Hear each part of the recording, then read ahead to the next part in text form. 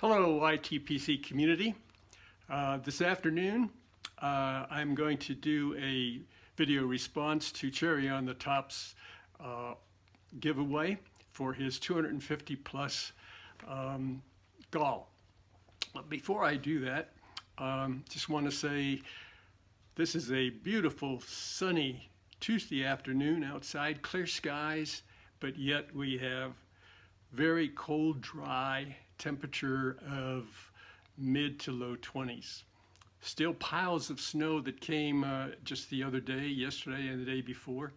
So up here in the higher elevations, we are having our share of the white stuff, and it is a big welcome. In a few minutes, I'm going to go outside and smoke this beautiful little pipe, and I'm going to smoke it with some Dunhill 965, one of my English pipes that tobaccos that I enjoy. But going out there, I'm going to have to bundle up a little bit more than I am now. I want to say something about this pipe. I was pretty sure when I bought it at an estate sale that it is a custom built, but when I got it and I looked at it, I had to get a magnifying glass to read any markings on it. It said custom dash B-R-I-P-T, ripped, custom dash ripped.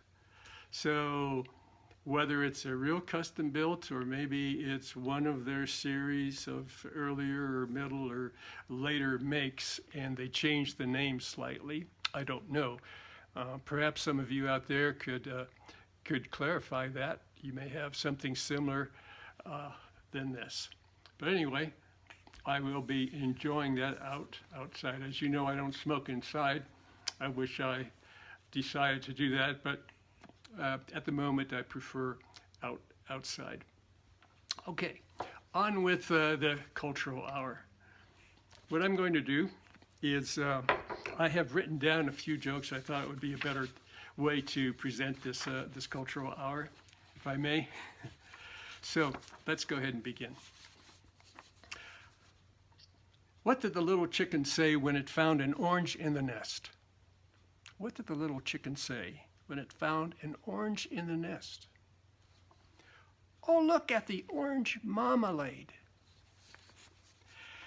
What do you get when you cross a rooster with a gum tree? Why, you get chiclets. Ah. All right, this is for you geeks out there, in a way. Why were the 19th century spiders ahead of their time? Why were the 19th century spiders ahead of their time? They all had websites, of course. Okay. A favorite of my funny stories has to do with usually a bartender, a bar joke, something like that. And this one is The Three Little Pigs. Now, we've all read the story, or the story was read to us when we were younger. So let's go with this funny story about them when they're grown just a little bit older. Three little pigs. The first little pig goes into the bar, to the beer garden. He sits on a stool, and in a few minutes, the bartender comes up to him and says, "What do you want?" Little piggy says, "I want 15 beers." Bartender doesn't blink an eye. He pours the 15 beers, sets them up in front of the piggy, and little piggy one by one sloshes all 15 beers down. He wipes his snout when he's finished, and he walks out. The second little piggy, about an hour later, comes in, sits down on the same bar stool. In a minute, the bartender comes up, looks at him, and says, "What do you want?" That little piggy looks at him and says, "I want 25 beers." Little piggy says. Bartender doesn't blink an eye. He pours that 25 beers out sets them up in front of the little piggy, and the little piggy sloshes them down, wipes the snout, leaves.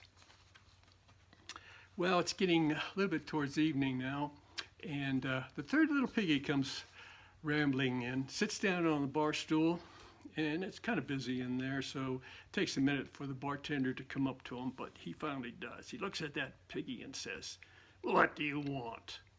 Little piggy says, "I want 45 beers. Bartender says, "Whoa, what are you going to do with 45 beers? The little piggy looks at him and says, "I'm the little piggy that goes wee wee all the way home." Okay. Keeping up with the bartender jokes and toasts, this is a little story about toast. If you would think of being in a bar, sitting around a table with some friends, and one of them picks up his drink or her drink, and this is what they say. "Here's to me in my sober mood as I sit, ponder, and drink. Here's to me in my drunken mood as I ramble, sin, and think. But I know that someday from this earth I must pass. I hope they bury me upside down so that the world can kiss my ass." Okay. Airline jokes. I have two airline jokes for you. We've all been on an airline flight, and either the pilot or the flight attendant will get on the speaker system and give us some information about safety or about where we are at any particular time. From the pilot, during his welcome message, says, "We are pleased to have some of the best flight attendants in the industry. Unfortunately, none of them are on this flight."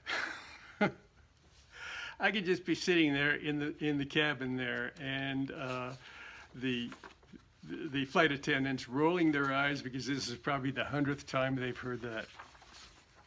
All right. This is my last funny story for this cultural hour, and it's called "Feeling Like a Woman," and it's a story in an airplane again. So, feeling like a woman. On a transatlantic flight, the plane passes through a severe storm. The turbulence is awful, and things go from bad to worse when one wing is struck by lightning. One woman in particular loses it. Screaming, she stands up in front of the plane. "I'm too young to die," she wails.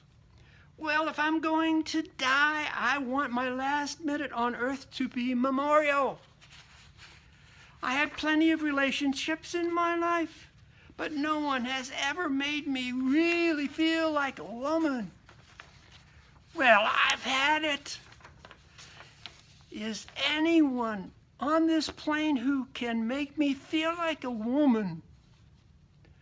Then a man stands up in the rear of the plane. "I can make you feel like a woman," he says. He's gorgeous, tall built with flowing black hair and jet black eyes. He starts to walk slowly up the aisle, unbuttoning his shirt, one button at a time. No one speaks or moves. The woman is breathing heavily in anticipation as the stranger approaches. He removes his shirt, muscles ripple across his chest as he reaches her, and extends the arm holding the shirt to the trembling woman. Then he whispers, "Iron this." All right, that's it. I enjoyed the theme Cherry on Top very much. I look forward to more of your your videos. They're always very informative and they're upbeat and very positive. So for now, I will say until we meet again, this is Jack from Sandpiper saying goodbye to everyone.